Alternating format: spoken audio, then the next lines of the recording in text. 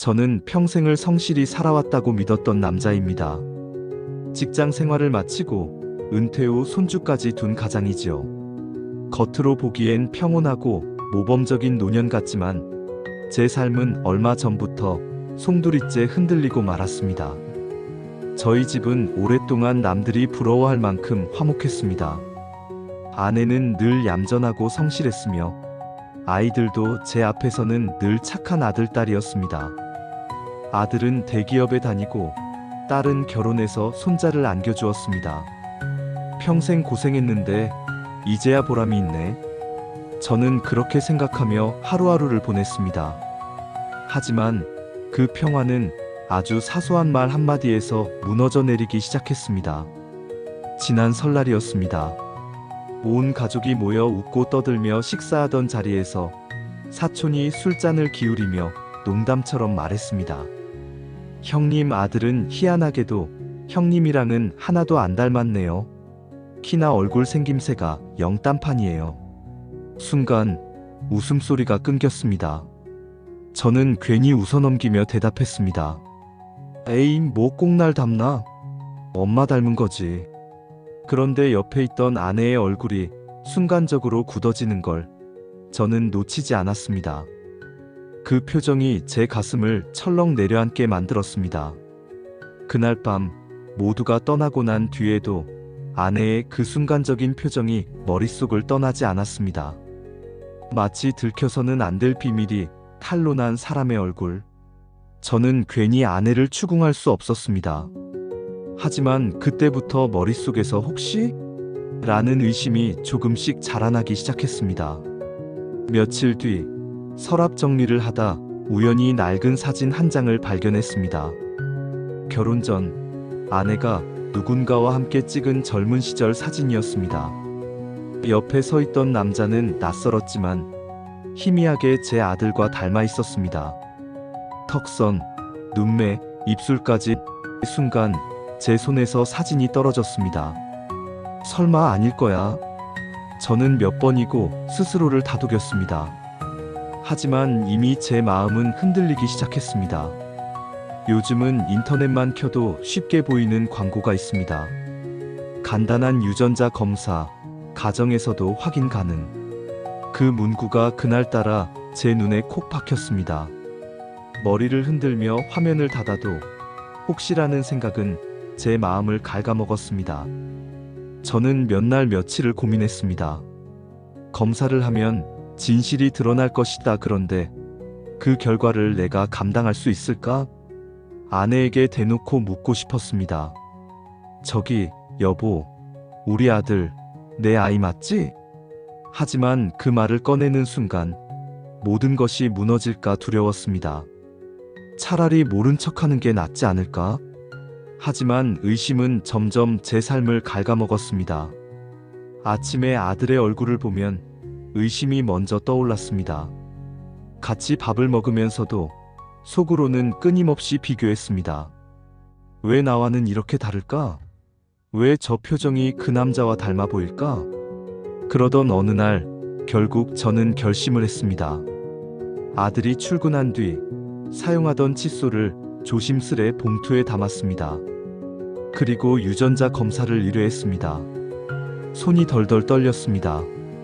이게 단순한 장난이 아니라 제 인생 전체를 뒤흔들 폭탄이 될 거라는 걸 알고 있었으니까요. 봉투를 붙이고 돌아서는 순간 제 가슴은 쿵쾅거려 숨조차 막혔습니다.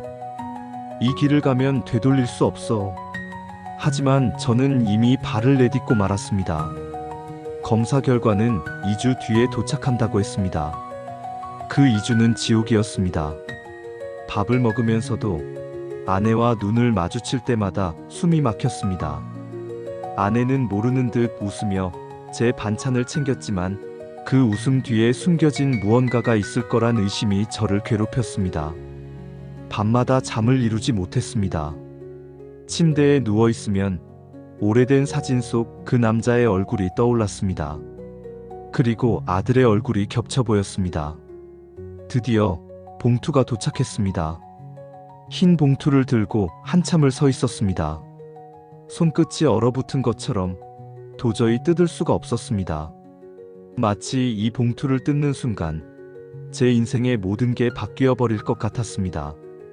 하지만 결국 저는 봉투를 열었습니다. 검은 글씨로 쓰인 몇 줄의 문장. 그 순간 제 눈앞이 아득해졌습니다. 부자 관계가 성립할 확률 0%. 딱 5글자가 제 눈앞을 찔렀습니다. 0%. 그 숫자가 제 인생 전체를 무너뜨렸습니다. 저는 한참 동안 종이를 쥔 채 얼어붙어 있었습니다. 심장이 쿵쾅거리는 소리만 귓가를 때렸습니다. 손끝이 차갑게 얼어붙고 시야가 흐려졌습니다. 내 아들이 아니라니? 그 한마디가 제 입술에서 새어나왔습니다. 아내가 저녁상을 차리던 부엌으로 들어가자마자 저는 종이를 식탁 위에 내던졌습니다. 이게 뭐야, 설명 좀 해봐. 아내는 종이를 집어들고는 얼굴이 하얗게 질려버렸습니다. 손이 떨리고 눈동자가 흔들렸습니다. 그 모습이 이미 모든 걸 말해주고 있었습니다. 당신 그게 무슨 뜻인지 알아? 우리 아들이 내 아들이 아니래. 제 목소리는 떨리고 분노는 폭발 직전이었습니다. 아내는 두 손으로 얼굴을 감싸며 흐느꼈습니다. 그게 왜, 지금 어떻게? 저는 아내를 몰아붙였습니다. 말해. 지금 당장 말해. 이게 도대체 무슨 일이야? 아내는 눈물을 뚝뚝 흘리며 무너져 내렸습니다.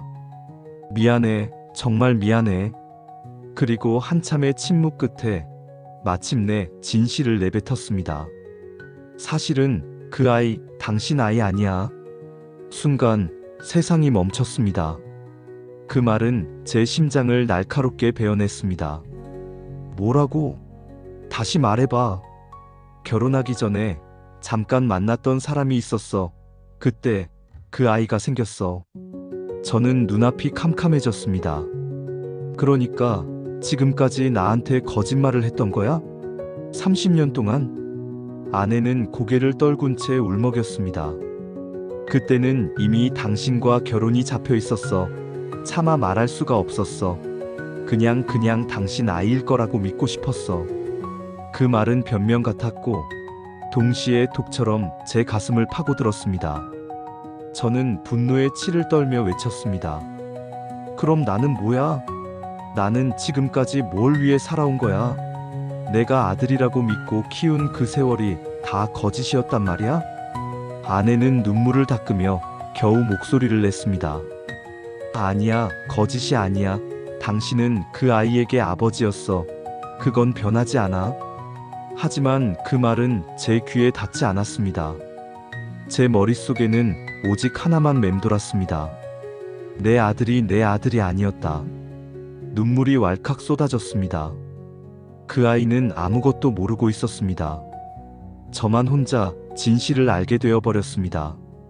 밤새 뒤척이며 저는 스스로에게 물었습니다. 이 진실을 아들에게 알려야 할까? 아니면 평생 숨겨야 할까? 나는 이제 어떤 삶을 살아야 하는 걸까? 답을 찾지 못한 채 동이 틀 무렵 저는 주저앉아 울었습니다. 내 인생이 송두리째 흔들린 순간이었습니다. 결과지를 식탁에 내려놓은 그날 밤, 집안은 유리 깨지는 소리 없이도 산산조각이 났습니다. 아내는 울다 멈추다를 반복했고 저는 말을 잃은 채 물컵을 들었다 내려놓기만 했습니다. 한때 온 가족이 둘러앉아 웃음소리로 가득 차던 식탁이 그날은 차갑고 낯선 신문대 같았습니다. 결혼 전이야? 아내가 입을 뗐습니다. 우리가 약혼하고 잠깐 헤어졌을 때 한 사람을 만났어. 길진 않았어. 미련도 없다고 생각했어. 그런데 결혼하고 한 달쯤 지나서야 내가 임신인 걸 알았어. 그럼 왜 말하지 않았어? 내 목소리는 쉬었습니다. 아내는 손등으로 눈을 훔치며 낮고 단단하게 말했습니다. 무서워서 이미 혼인신고도 했고 부모님은 체면을 걱정하셨고 나는 내가 낳는 아이가 당신 아이라고 믿고 싶었어. 아니, 믿어야 했어. 그 말은 변명이 아니라 그때의 나약함에 대한 자백처럼 들렸습니다. 그렇지만 내 심장은 용서를 모르는 기관이었습니다. 둔탁하게 통증으로만 대답했습니다. 그날 새벽 모두가 잠든 뒤 나는 서랍을 뒤졌습니다. 며칠 전 발견했던 낡은 사진. 사진 뒷면에 흐릿한 볼펜 글씨가 있었습니다. 1995 16 창전다방 상우. 나는 상우라는 이름을 손가락으로 천천히 따라 썼습니다. 내가 모르던 시간, 내가 존재하지 않던 자리에 있던 이름. 작은 잉크 자국들이 내 세월을 비웃는 것처럼 보였습니다. 상우, 그 남자는 어디 있지? 나는 물었습니다. 아내는 눈을 감았다 떴습니다. 모르겠어. 마지막으로 헤어진 날, 그 사람은 지방으로 내려간다고 했어. 연락처도 오래전에 잃어버렸고. 거짓말처럼 들리지 않았습니다. 그럼에도 나는 믿을 수 없었습니다. 믿고 싶지도 않았습니다. 그날 오후, 나는 사진 뒷면에 다방 이름을 따라 옛 동네를 뒤졌습니다. 다방은 이미 사라지고 그 자리에 프랜차이즈 카페가 들어와 있었습니다. 카페 주인은 오래 살던 동네 사람이라며 오래된 주인 아주머니 연락처를 겨우 찾아줬습니다. 상우? 그때 젊은이들 많았지. 근데 그 이름 기억나? 전화기 너머 아주머니의 목소리가 잠시 멈췄습니다. 키가 훤칠했어. 말수가 적고 음악을 좋아하던 애였지. 어디 직장 들어가려다 잘 안 된다고. 그 즈음에 어떤 아가씨랑 자주 왔어. 근데 봄이 지나고 여름쯤엔 안 보이더라. 예상했던 대답. 그러나 심장이 쿵하고 내려앉는 건 막을 수 없었습니다. 사라진 이름, 지워진 자취. 나는 더 깊이 파고들 수밖에 없었습니다. 동창회 명부를 뒤지고 오래된 졸업 앨범을 알아보고 이름 석자와 연도를 엮어 주민등록 초본 발급 절차까지 알아봤습니다. 그 길이 합법인지 아닌지 따질 겨를도 따지고 싶지도 않았습니다. 겨우겨우 손에 넣은 정보. 그는 지금 서울 외곽의 중고 악기점을 운영하고 있었습니다. 문득 숨이 막혔습니다. 음악, 사진 속 통기타, 카페 아주머니의 기억. 퍼즐 조각이 맞춰지는 느낌이 역겨웠습니다. 나는 번호를 눌렀습니다. 신호음 3번, 4번, 그리고 남자의 낮고 잠긴 목소리가 들렸습니다. 네. 혹시 상우 씨 되십니까? 내 목소리는 낯선 사람의 것이었습니다. 누구시죠? 저는 예전에 창전동에서 어떤 분과 알고 지내던 분을 찾고 있습니다. 그분 성함이 상우로 기억돼서요. 1990년 봄 혜진이라는 여성분과 전화기 너머로 지하철 소리인지 차 지나가는 소리인지 알 수 없는 한 줄기 소음이 지났습니다. 그리고 그는 아주 천천히 물었습니다. 혜진 씨 잘 지내요? 그 한마디가 모든 걸 말해줬습니다. 나는 그를 직접 만나야겠다고 생각했습니다. 남자의 가게로 향하는 버스 안에서 손바닥은 땀으로 젖었습니다. 창밖의 풍경은 스쳐가는데 머릿속은 30년 전으로 역주행했습니다. 작은 악기점, 창문에 걸린 낡은 통기타들과 먼지 쌓인 색소폰. 그는 내 또래에 내가 거울에서 보던 중년의 피로를 가진 얼굴이었습니다. 그리고 믿기 싫게도 우리 아이와 닮은 눈매를 갖고 있었습니다. 상우 씨. 그가 고개를 들었습니다. 나는 명함을 내밀지도 내 이름을 먼저 밝히지도 못했습니다. 입안이 바싹 말랐습니다. 혜진이 남편입니다. 그는 놀라지도 다급해하지도 않았습니다. 다만 의자 등을 손으로 한번 쓸어내리더니 앉으라는 손짓을 했습니다. 낡은 차 한 잔이 놓여졌습니다. 그리고 아주 오랜 침묵 끝에 그가 먼저 말했습니다. 혹시 아이 때문에 오셨어요? 나는 고개를 끄덕였습니다. 그는 고개를 떨구며 한숨을 길게 내쉬었습니다. 처음에는 몰랐습니다. 결혼 소식 듣고 축복해야지 생각했죠. 아이를 낳았다면 잘 키울 거라고 믿고 싶었고요. 연락을 먼저 끊은 건 혜진 씨였어요. 당신이 떠난 게 아니고 내가 묻자 그는 쓸쓸하게 웃었습니다. 서로가 떠난 거죠. 그의 말은 미움과 측은함 사이를 오갔습니다. 나도 젊은 날이 있었습니다. 책임을 회피하는 핑계의 언어를 나도 어쩌면 몇 줄쯤은 알고 있었습니다. 그가 낡은 서랍을 뒤적여 편지 봉투 하나를 꺼냈습니다. 봉투는 열리지 않은 채였습니다. 결혼하고 얼마 지나지 않아 마지막으로 편지를 보냈습니다. 잘 살라고, 내 소식 묻지 말라고. 그런데 반송됐어요. 나는 거기까지였습니다. 악기점 문을 나와 버스 정류장까지 걸어가는 동안 내 발은 내 것이 아니었습니다. 전화기를 여러 번 꺼내 들었다가 내려놓았습니다. 아들에게 전화를 걸 뻔했고 아내에게 소리칠 뻔했습니다. 하지만 아무것도 하지 않았습니다. 아무것도 할 수 없었습니다. 버스 창에 비친 내 얼굴은 낯설었습니다. 30년의 기억이 주마등처럼 스쳤습니다. 첫 돌 케이크, 자전거를 가르치던 공원, 대학 입학날의 어깨동무, 취업 합격 문자를 보여주던 환한 얼굴. 그 모든 순간은 거짓이 아니었습니다. 그러나 그 순간들을 봉하는 이름표 친자가 떨어져 나가고 있었습니다. 집에 도착했을 때 아들은 책상에 앉아 업무 메일을 보내고 있었습니다. 나는 무심한 척 물잔을 채우며 물었습니다. 요즘 힘든 건 없어? 아들이 고개를 들어 웃었습니다. 아버지, 왜요? 회사야 늘 그렇죠. 근데 아버지가 더 피곤해 보이는데요? 그 웃음이 칼날이 되어 내 속을 스쳤습니다. 내가 이 웃음을 부술 건가? 문틈 사이로 빛이 들어왔습니다. 그 빛은 따뜻했지만 내게는 눈이 시린 형벌 같았습니다. 밤이 깊자 아내가 방으로 찾아왔습니다. 문턱에 걸터 앉아 두 손을 비비더니 떨리는 목소리로 말했습니다. 제발 아이에겐 말하지 말자. 그의 인생이 부서져. 내 인생은? 내가 물었습니다. 내 30년은? 아내는 고개를 숙였습니다. 당신 인생도 부서졌지. 나 때문에. 그래서 더 미안해하지만 내 죄로 인해 우리 아들이 망가지는 건, 그건 너무 잔인해. 나는 눈을 감았습니다. 이 집에서 나는 늘 참는 사람이었습니다. 그러나 지금의 침묵은 인격이 아니라 공모였습니다. 내가 침묵할수록 거짓은 가족이라는 이름으로 더 견고해졌습니다. 나는 머리맡에 결과지를 펼쳐놓고 한 줄씩 읽었습니다.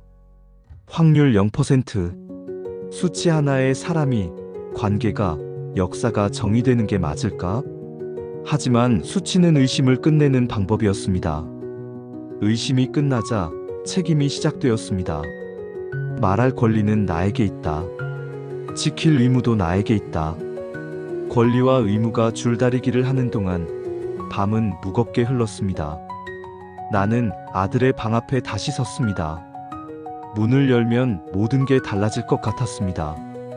어쩌면 그 아이는 무너질 것이고 나도 다시는 예전의 내가 될 수 없을 것입니다. 그런데 한편으로는 이런 생각도 들었습니다. 혈연이 아니어도 나는 그 아이의 아버지였다. 아버지라는 건 아이의 첫 발걸음 옆에서 손을 내미는 일이고, 넘어졌을 때 무릎에 흙을 털어주는 일이고, 길을 잃었을 때 집으로 데려오는 일입니다. 그 모든 일을 나는 했다. 나는 단 한 번도 그 일을 거짓으로 하지 않았다. 그렇다면 나는 누구인가? 아버지인가? 타인인가? 혹은 둘 다인가? 말이 입 밖으로 나오지 않아 나는 편지를 쓰기로 했습니다. 책상 앞에 앉아 아이의 이름을 적었습니다. 사랑하는 아들에게. 펜이 몇 번이나 멈췄습니다. 종이를 바꾸고 다시 처음부터 적었습니다. 사실을 알게 된 계기. 한동안의 의심과 두려움.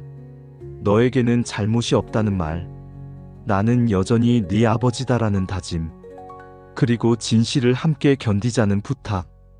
편지를 반쯤 썼을 때 문득 머릿속을 스치는 생각이 있었습니다. 내가 이 편지를 들고 말하러 가는 게 맞다. 숨겨진 시간이 더 이상 우리를 먹지 못하도록. 나는 편지를 접어 봉투에 넣었습니다. 봉투 겉면에 이름 대신 한 단어를 썼습니다. 진실.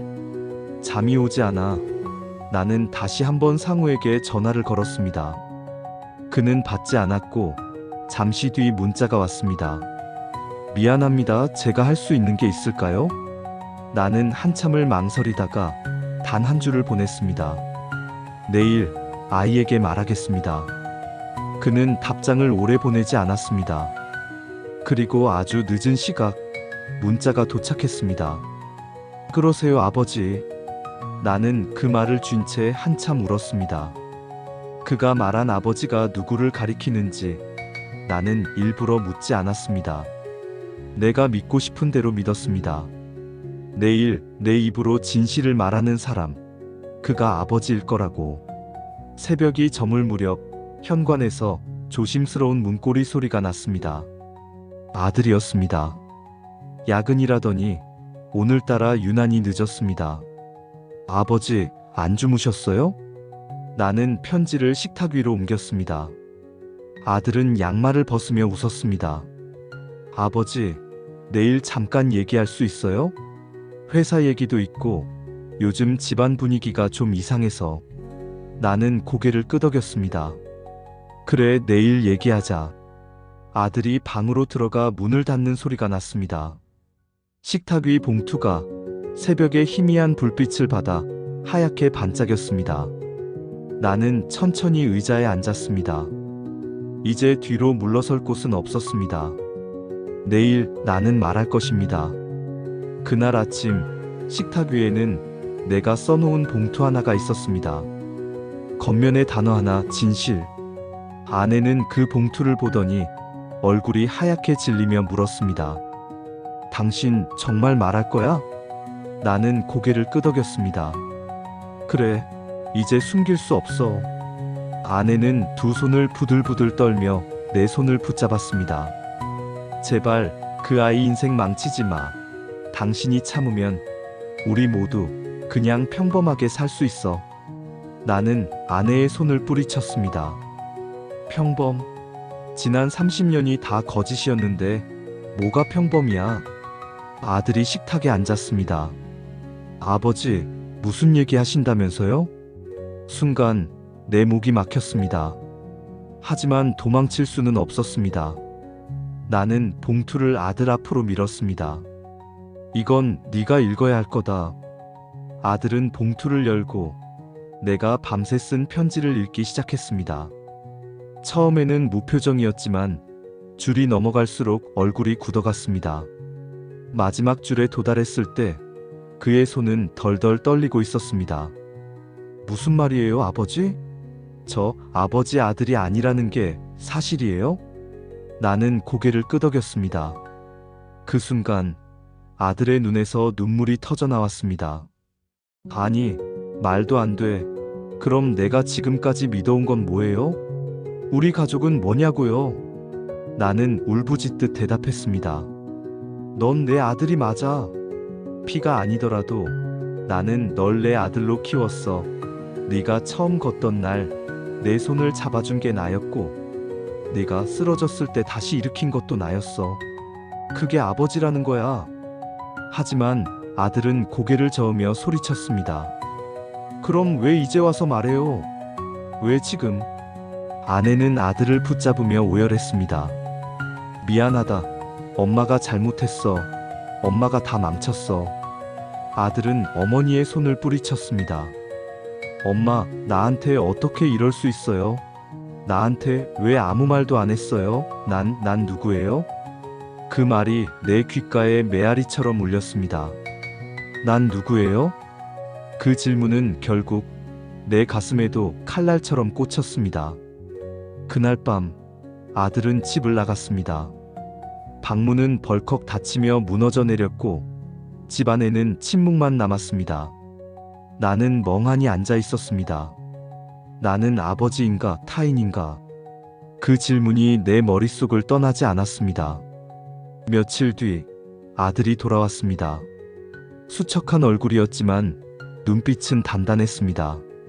아버지, 그 한마디에 내 심장이 멎을 뻔했습니다.